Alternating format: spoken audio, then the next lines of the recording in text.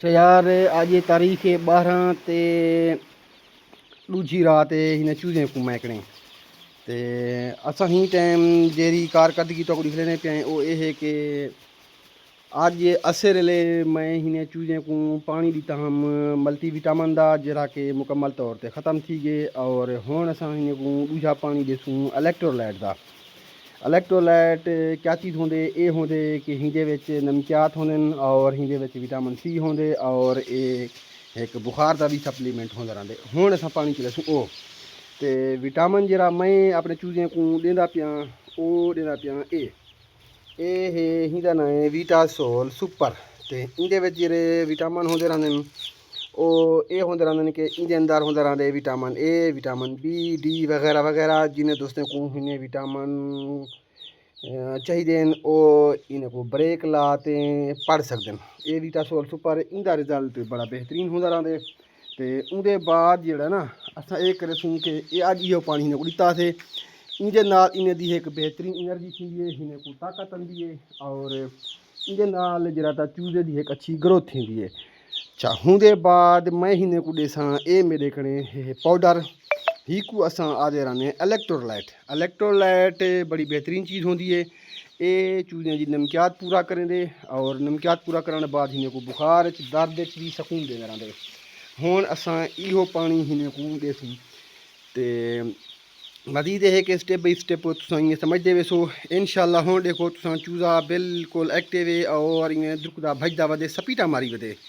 कल तक ही चूज़े की हालत बिल्कुल ख़राब है ये चूज़ा बिल्कुल बुखार मुबतला हा और हिंदी सेहत बिल्कुल ठीक है कि ना। हुण तो ये देखो माशाल्लाह किवें दौड़दा वधे एक्टिव थिया वधे माशाल्लाह माशाल्लाह बड़ा बेहतरीन रिजल्ट है हिने दा। ये एक एक्टिव और फुर्तीले चूज़े की ये एक निशानी होंदी रहिंदी है। तो इंशाअल्लाह तुम सारे नाल जुड़े रहे वेसो और ताकू मैं इंशाअल्लाह ये चूज़ा पालते ही इंशाअल्लाह सीख ले सा। ही वक्त रात का तकरीबन 10 का टाइम और तो सब तुम बेहतरीन और मैं मेन चीज़ ये भी दसेंदा जुला कि पहले 7 ॾींहं असां लगातार हिन दी लाइट चालू रखनी है और हिंदा टैंपरेचर चालू रखने और बिल्कुल ही चूज़े को हवा लगानी देवनी। जिमें कि तुस ये देते पियो ये देखो मुकम्मल तौर पर ये तिरपाल लगिया हुए हैं अगो तिरपाल है हिंदे पिछू शापर लगा हुए अंदर बिल्कुल गर्मी है और बाहरों जबकि ठंडा माहौल है। मैं जूँ ही अंदर आया मेरे को पसीना छुट गए और ये भी एक बेहतरीन निशानी होंदी रही है चूज़ा पालन की। और मजीद है कि पे तले हीट वाले बल्ब लगे हुए हैं ये देखो ये मुकम्मल तौर पर गरमैश करने पे जिंदी वजह तू चूज़ा बिल्कुल माशाल्लाह हेल्दी और एक्टिव थी पे। आज मेरे चूज़े को दूजी रात है मैं करें चूज़ा मेरे अक्सर दोस्त मेरे कने बाहरों पुछते पियान कि यार तुसां हिने चूज़े को खवेंदे क्या पियो। मैं उन्हें दसना पिया कि मैं हिने खवेंदा पिया ये फीड है जेंदा नंबर है 14 PS। ये इंतहाई बारीक दाना होंगे हिंदे च total mineral protein vitamin calcium हर चीज़ पाती हुई है। तो एक मिक्स दाना होंदा रहंदे क्योंकि साकू चूज़े नहीं करनी होंदी है बहुत जल्द और जल्द अज जल्द अच्छी ग्रोथ। तो कैमरा ज़रा फोकस नहीं पे कर सकता हाँ जिधर पियो सी ये लाइट ते आना मैं ये ठीक है ना सी ये बेहतरीन दाना होंदा रहंदे।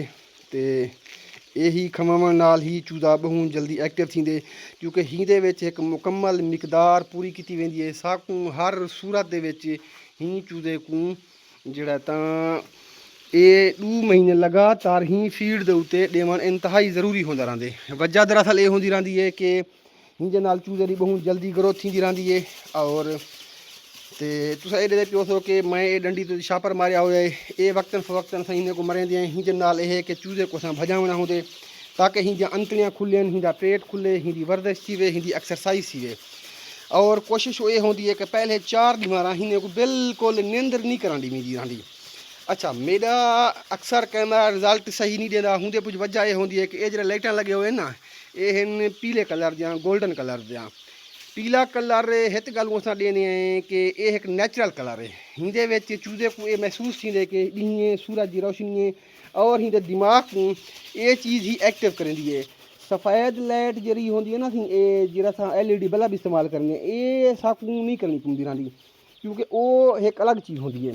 तो लगातार 3 ॾींहं असां बिल्कुल हिने को सुम्हण नहीं देवना हिने को बहण नहीं देवना क्योंकि अगर सुम्हसन या बासन तो हिन की ग्रोथ रुक वेसी।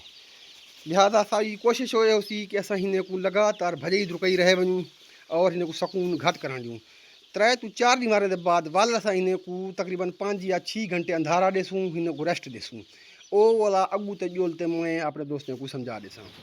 अच्छा दूसरी चीज़ है कि इस वक्त अगर मैं टम्परेचर देखा अपने मीटर के उत्ते वो मेरा टम्परेचर खड़े वे 32.9 डिग्री। ये एक बेहतरीन टम्परेचर है, जबकि बाहरों बिल्कुल ठंडी हवा है, सर्दी है बाहर, मतलब है कि बड़ी सर्दी है समझो। अंदरों असांजी गर्मी दी थी पे, गर्मी विच ही चूज़े की बेहतरीन ग्रोथ थी है। अगर तुसा गर्मी दे सको हिन को पहला हफ्ता लगातार गर्मी दे सको वल तुसा चूज़े को देखो तो चूज़ा पलदा किए। हाँ अलबत्ता बाहर ठाडे अंदर भी ठाडे चूज़ा जोड़ ते बह वेसी कट्ठा थी वेसी वल हुंदे बाद तो कोई रिजल्ट ना देसी तो कोई ग्रोथ ना देसी।